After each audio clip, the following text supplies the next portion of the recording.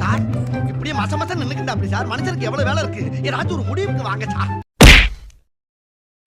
C Joseph Vijay எனும் நான்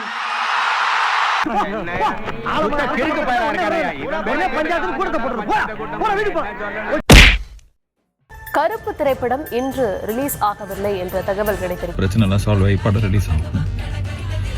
நான் இதை நிறைய நாள் யோசிச்சிருக்கேன். பாலாஜி இயக்கத்தில் உருவாகியுள்ள கருப்பு திரைப்படம் இன்று உலகம் முழுவதும் வெளியாகியுள்ளது.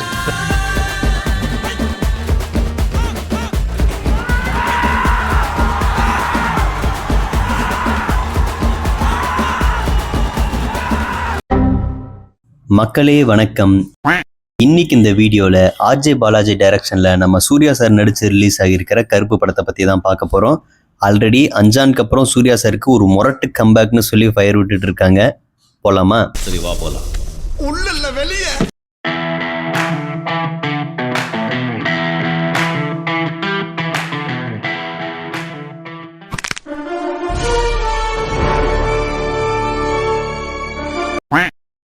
ஒரு சர்ஜரிக்காக கேரளாவிலிருந்து சென்னைக்கு வர்ற அப்பா பொண்ணுகிட்ட நகை திருட்டு நடக்குது. பொண்ணோட சர்ஜரிக்கு வச்சிருந்த நகை போலீஸ்ல கம்ப்ளைண்ட் கொடுக்குறாங்க. திருடு போன நகைகளை போலீஸ் கண்டுபிடிச்சிடுறாங்க. ஆனா ப்ரொசீஜர் படி ஒரு வக்கீல் வச்சு கோர்ட்ல தான் இந்த நகைகளை வாங்க முடியும்னு சொல்றாங்க. ஒரு வக்கீலையும் சஜஸ்ட் பண்றாங்க. அவர் தான் நம்ம baby Kannan, RJ Balaji. Case எடுத்துக்கிற பேபி கண்ணன் அண்ட் டீம் நகைகளை வாங்கி தராம வாய்தாக்கு 10,000 ரூபாய் பிரியாணி அப்படின்னு எல்லாத்தையும் வாங்கிட்டு அப்பா பொண்ணை அலக்களிக்கிறாங்க. அலைஞ்சு ஒரு கட்டத்துல வெறுத்து போய் கோர்ட்டு கேம்பஸ்ல இருக்கிற கருப்பசாமி கோயில்ல மனசார வேண்டி மிளகா அரைச்சு பூசி கருப்பசாமிகிட்ட கோரிக்கை வச்சா நிறைவேற்றுவாரு அப்படின்ற நம்பிக்கையை கேள்விப்பட்டு அதே மாதிரி கோரிக்கை வைக்கிறாரு அப்பா. இதுக்கப்புறம் கருப்பசாமி இறங்கி வந்து கேட்கிற நீதி தான் கருப்பு.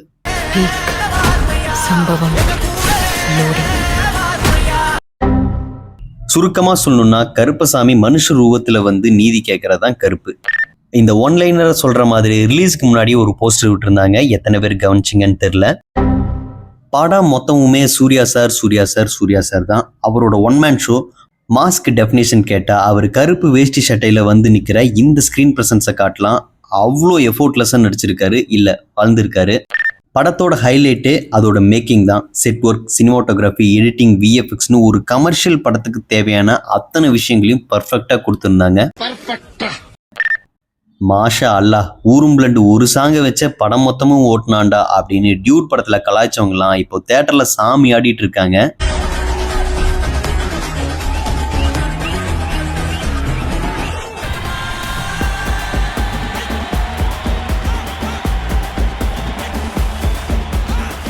ஒரு பயங்கரமான மாசான வெரைட்டியான பிஜிஎம் பண்ணியிருக்காரு நம்ம இசை சாய் அபியங்கர்.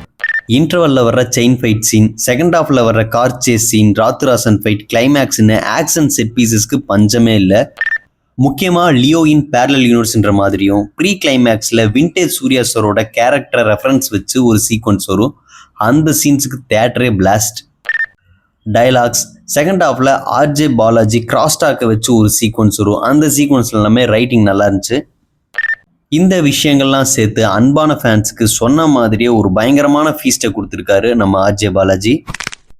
ஸோ படத்தில் எனக்கு பர்சனலாக சில விஷயங்கள் ஒர்க் ஆகலை. முக்கியமாக ஆர்ஜே பாலாஜியோட கேரக்டர் இன்னுமே கொஞ்சம் ரூத்லெஸ் வில்லனாக காமிச்சிருக்கலாம்.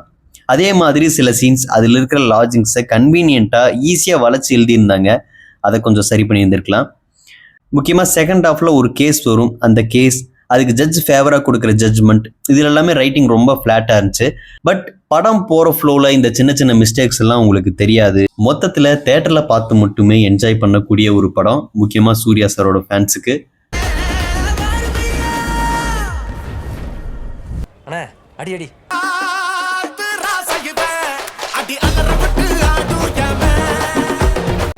ஓகே, நெக்ஸ்ட் ஒரு மூவியில் சந்திப்போம்.